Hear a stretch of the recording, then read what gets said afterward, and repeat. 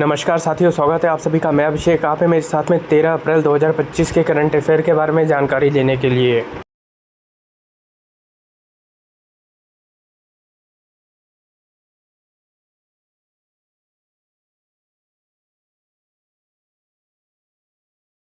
साथियों, मैं आपका स्वागत करता हूं अपने चैनल स्मार्ट टीचिंग अभी भी जीएस बाई अभिषेक में।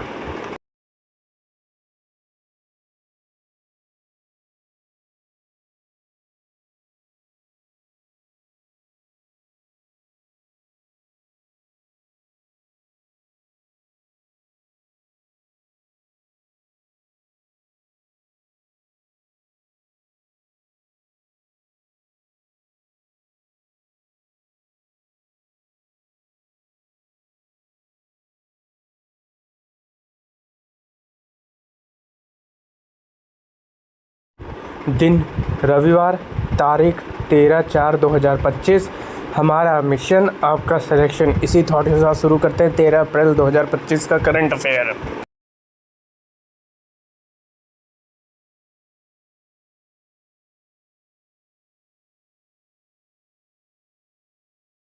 पहला, हाल ही में मानव अंतरिक्ष उड़ान दिवस कब मनाया गया? उत्तर है 12 अप्रैल को। आइए इस खबर के बारे में जान लें।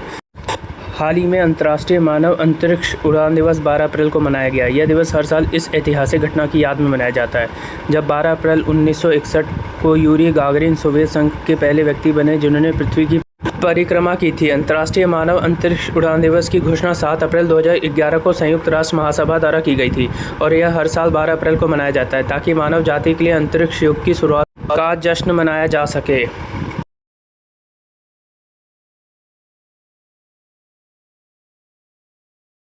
अगला, हाल ही में वेब शिखर सम्मेलन 2025 का आयोजन कहाँ किया जाएगा? उत्तर है मुंबई में। आइए इस खबर के बारे में जान लें। चयनित स्टार्टअप को अग्रणी उद्योग विशेषज्ञों द्वारा मार्गदर्शन, वैश्विक हितधारकों के संपर्क और प्रमुख औद्योगिक तथा मीडिया कंपनी के साथ सहयोग करने के अवसर का लाभ मिलेगा। विवेक्स 2 और 3 मई को वेब्स 2025 शिखर सम्मेलन के दौरान मुंबई के जियो विश्व सम्मेलन केंद्र में आयोजित किया जाएगा।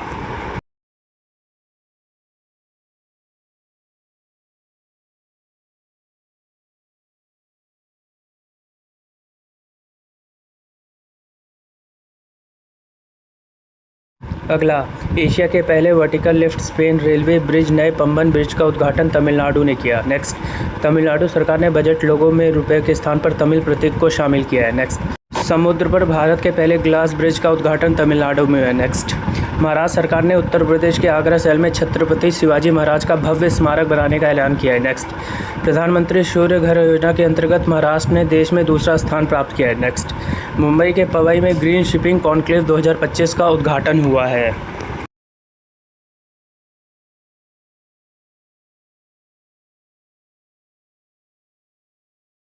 अगला, हाल ही में किसने डिजिटल भुगतान में क्रांति लाने के लिए टर्बो यूपीआई प्लगइन लॉन्च किया है? उत्तर है रोजर पे ने। आइए इस खबर के बारे में जान लें। फिनटेक क्षेत्र की प्रमुख कंपनी रोजर पे ने अपने टर्बो यूपीआई प्लगइन का अनावरण किया है। एनबीएसएल और एक्सिस बैंक के साथ साझेदारी में विकसित किया जाएगा। इस समाधान में भीम वेगा प्लेटफॉर्म का उपयोग किया जाएगा, जिससे लेन देन के दौरान बाहर रीडायरेक्शन की आवश्यकता समाप्त हो जाएगी और उपभोक्ताकर्ता सीधे ऐप के भीतर ही भुगतान पूरा कर सकते हैं। यह उन्नत यूपीआई समाधान भुगतान विफलताओं को कम करने, लेन देन की गति बढ़ाने, विश्वसनीयता में सुधार करने तथा एक उपयोगकर्ता अनुभव प्रदान करने के उद्देश्य से तैयार किया गया है। अगला, हाल ही में केरल सरकार किसके साथ मिलकर संयुक्त रूप नीलगिरी तहर आबादी का सर्वेक्षण करेगा? उत्तर है तमिलनाडु। आइए इस खबर के बारे में जान लें।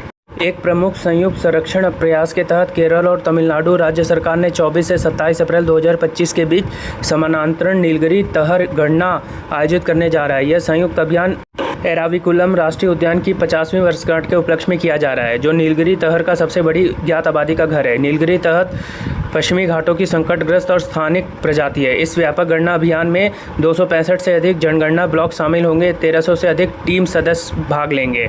अगला, हाल ही में कहाँ के शहर खुलताबाद का नाम बदलकर रत्नापुर रख दिया गया है? उत्तर है महाराष्ट्र के। आइए इस खबर के बारे में जान लें। महाराष्ट्र सरकार मुगल बादशाह औरंगजेब के मकबरे वाले ऐतिहासिक शहर खुलताबाद का नाम बदलकर रत्नापुर रखेगी। सामाजिक न्याय मंत्री संजय सिरसाट ने मंगलवार 8 अप्रैल 2025 को घोषणा की। पत्रकारों से बात करते हुए श्री सिरसाट ने कहा कि नाम बदलना सरकार के उन प्रयासों के अनुरूप है जिसके तहत मुगल काल के दौरान बदले गए स्थानों के मुगल पूर्व नाम बहाल किए जा रहे हैं। उन्होंने कहा खुलताबाद को मूल रूप से रत्नापुर के नाम से जाना जाता था। जिस तरह औरंगाबाद छत्रपति संभाजी नगर बन गया, उसी तरह अब खुलताबाद की ऐतिहासिक पहचान को बहाल करेंगे। अगला, हाल ही में वैश्विक न्याय प्रेम और शांति शिखर सम्मेलन कहाँ शुरू हुआ? उत्तर है दुबई में। आइए इस खबर के बारे में जान लें। हाल ही में वैश्विक न्याय प्रेम और शांति शिखर सम्मेलन दुबई में शुरू हुआ। यह सम्मेलन दुबई में एक्सपो सिटी में आयोजित किया जा रहा है। आयोजकों के अनुसार यह दुनिया का सबसे बड़ा शांति सम्मेलन है। इस 2 दिवसीय सम्मेलन का विषय एक ग्रह एक आबाद वैश्विक न्याय प्रेम और शांति है।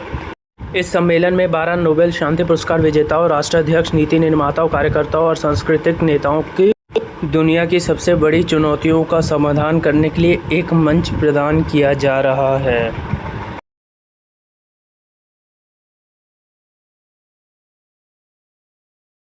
अगला, हाल ही में 1 करोड़ पौधे लगाने वाले वृक्ष पुरुष पद्मश्री रमैया का निधन हो गया। वे कहाँ के थे? उत्तर है तेलंगाना। आइए इस खबर के बारे में जान लें। पर्यावरणविद दारिपिल्ली रमैया, जिन्हें वन्यजीवी या चेट्टे रमैया के नाम से भी जाना जाता है, का 87 वर्ष की आयु में तेलंगाना के खम्मम जिले में निधन हो गया। रेड्डीपिल्ली गांव स्थित अपने आवास पर उन्हें दिल का दौरा पड़ा, जिससे उनका निधन हो गया। रमैया ने दशकों तक पर्यावरण संरक्षण के लिए कार्य करते हुए जिले भर में 1 करोड़ से अधिक पौधे लगाए। उनकी इस हरित पहल के लिए उन्हें राष्ट्र स्तर पर ग्रीन क्रूसेडर के रूप में मान्यता प्राप्त हुई है। भारत सरकार ने उन्हें 2017 में पद्मश्री सम्मान से नवाजा था।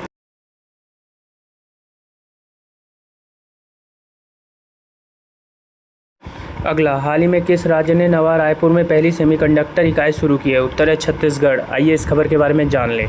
छत्तीसगढ़ एडवांस सेमीकंडक्टर निर्माण के क्षेत्र में एक बड़ी छलांग लगा रहा है। भारत की पहली सेमीकंडक्टर चिप निर्माण कंपनी पॉलीमेटेक इलेक्ट्रॉनिक्स लिमिटेड ने नवा रायपुर में एक अत्याधुनिक सेमीकंडक्टर चिप और उन्नत पैकेजिंग इकाई स्थापित करने की घोषणा की है।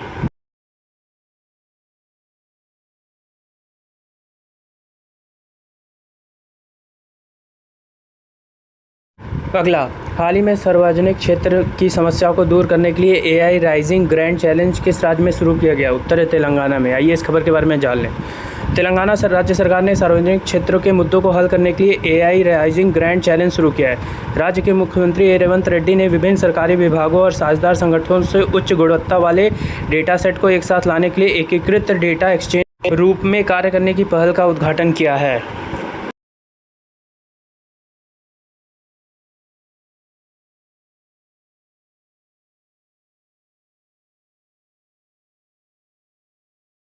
अगला, हाल ही में कौन सा राज्य यात्रा उत्सव का आयोजन कर रहा है? उत्तर है त्रिपुरा। आइए इस खबर के बारे में जान लें। त्रिपुरा राज्य यात्रा उत्सव का आयोजन करने जा रहा है, जिसमें यात्रा के पारंपरिक लोक नाट्य रूप उत्सव मनाया जाएगा और उसे प्रोत्साहन दिया जाएगा, जिसका पूर्वी भारत में महत्वपूर्ण सांस्कृतिक महत्व है। यात्रा उत्सव की विशेषताएं। इस यात्रा में धार्मिक एवं पौराणिक कथाओं का अभिनय होता है। यह कथाएं प्राय भगवान श्री कृष्ण, राम, शिव और अन्य पौराणिक पात्रों से संबंधित होती है। यात्रा में पौराणिक कथाओं के अलावा धर्मनिरपेक्ष एवं सामाजिक विषयों को भी प्रदर्शन होते हैं। इनमें हास्य, वीरता, प्रेम और युद्ध जैसे विभिन्न जटिल विषयों को भी बड़े आकर्षक तरीके से प्रस्तुत किया जाता है। अगला, हाल ही में कुमुदनी लाखिया का निधन हो गया। वे कौन थी? उत्तर है नृत्यांगना। आइए इस खबर के बारे में जान लें। कुमुदनी लाखिया प्रख्यात कथक नृत्य जिन्होंने परंपराओं को चुनौती दी और इससे शास्त्रीय नाट्य रूप को नए रूप में गढ़ा, का 94 वर्ष की आयु में निधन हो गया। उन्होंने कथक की पारंपरिक कथा और साहित्य पर निर्भरता पर प्रश्न उठाया और उसमें अमूर्तन, समुद्र नृत्य और समकालीन विषयों को शामिल किया। 7 दशकों से अधिक लंबे अपने कैरियर में उन्होंने कई पीढ़ियों के नृत्यकारों को प्रतिष्ठित किया एवं साहसी दृष्टिकोण व निर्भीक प्रयोगों से कथक को नया आयाम दिया। इनका जन्म 1930 में हुआ। अगला, हाल ही में कौन सा हवाई अड्डा विश्व हवाई अड्डा रैंकिंग 2025 की सूची में शीर्ष पर रहा है? उत्तर है हांगकांग हवाई अड्डा। आइए इस खबर के बारे में जान लें। हांगकांग अंतर्राष्ट्रीय हवाई अड्डे को विश्व की सर्वश्रेष्ठ अड्डा आव्रजन सेवा के लिए 2025 का पुरस्कार मिला। सिंगापुर चांगी हवाई अड्डा दूसरे और बहरीन अंतर्राष्ट्रीय हवाई अड्डा तीसरे स्थान पर रहा।